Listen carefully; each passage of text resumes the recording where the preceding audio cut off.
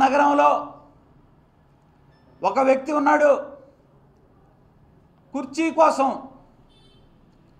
కోసం గత 4 సంవత్సరాల నుంచి ఎక్కని గడప లేదు, తిరగని ఇల్లు లేదు. ఆ కుర్చీ లేని నేత వద్ద ఆ నేతను ఇన్ఛార్జ్ మేయర్ని చేస్తానని చెప్పి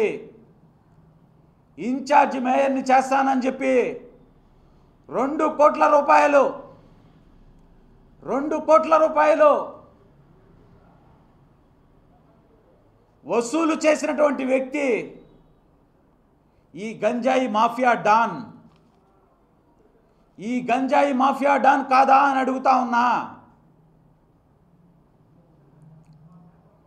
ఈ విధంగా ప్రలోభాలు, బెదిరింపులు మీరు చేస్తూ సోషల్ మీడియాలో టీడీపీ కార్పొరేటర్లను బెదిరిస్తున్నారు, తాయిలాలిస్తున్నారని చెప్పి ప్రచారం చేయడం హాస్యాస్పదం కాదా అని చెప్పి ఈ సందర్భంగా అడుగుతా ఉన్నా.